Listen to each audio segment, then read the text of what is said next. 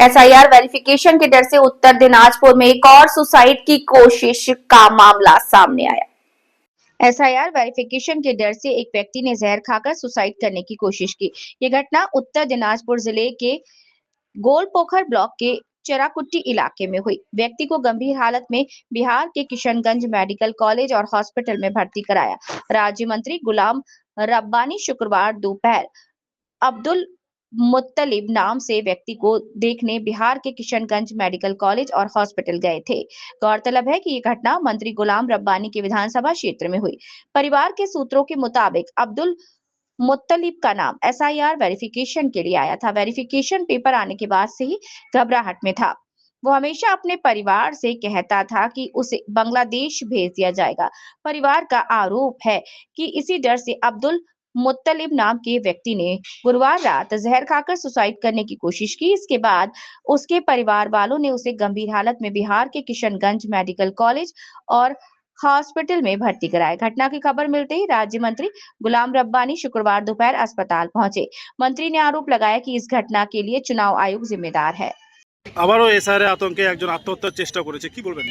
একটা মর্মাহত ঘটনা।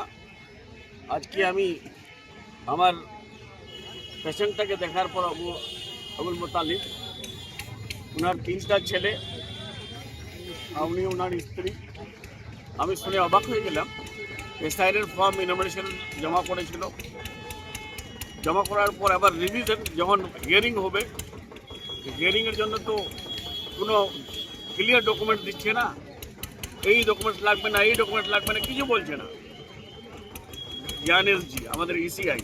তারপরে ওরা চকে গেল, চকে গিয়ে চা খাচ্ছিল, বলছে তোমার নামটা তো কেটে গেছে।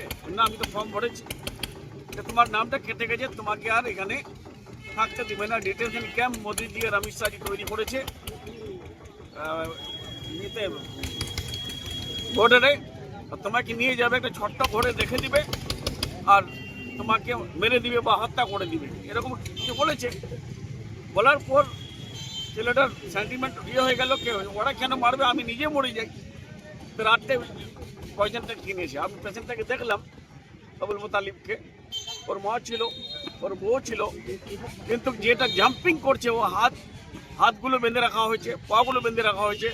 আর পয়জনটা আমি বললাম কি ডক্টরের সঙ্গে কথা বললাম, রেজিস্ট্রারের সঙ্গে কথা বললাম, ওরা বলে স্যার আমরা লাস্ট চেষ্টা করছি, আর লাস্ট চেষ্টা যদি বেঁচে যায় ছেলেটা, আমরা দোয়া করছি সবাই।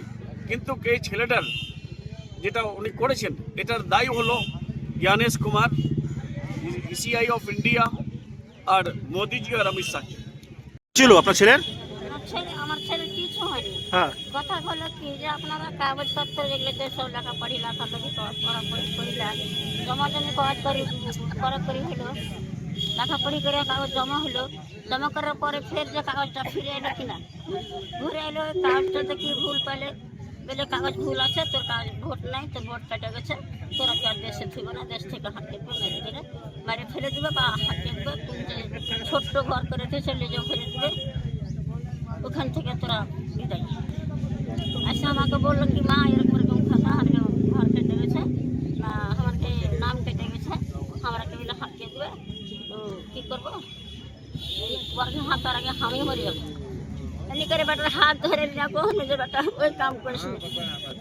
দুনিয়াতে লোক আছে সবাই যদি ওরকম হয়, নাম কাটে গেছে সে কি তোরা মরে গেলে হয়ে যাবে নামটা, খবরদার বেটা এ কাজ করতে গেছে। তাও মানে ও কাটা মাথায় ঠিক হয়ে গেল, ওই কাজ করে দিবে। বাড়িতে কোনো ঝগড়া কাজে কোনো কথা, ওর কি নাম আসেনি? নাম আসছিল তো, নাম আসছে, ফের নাম লেখাপড়ি করে দিয়ে ফের জমা করেছিল, ফের ঘুরাইলো কি কহে যে নাম ভুল আছে, নাম কেটে গেছে, নাম কেটে গেছে, ভুল আছে। গ্রামের লোক বললো কি, কে বললো, মজাক করে বললো কি করে বললো যে তোর নাম কেটে গেছে, তোর ভোট হবে না, তোরাকে দেশে ছুবে না, এটাই কথা, আর কোনো কথা নেই। আচ্ছা, কবে খাইছে? এই তো কালকে রাতে। হ্যাঁ, কাল রাত। এখন কেমন আছে? আমরা দেখলে তো ভুলে যাই। কি নাম আপনার? আমার নাম যতন বিবি। হ্যাঁ, আমার নাম যতন বিবি। যতন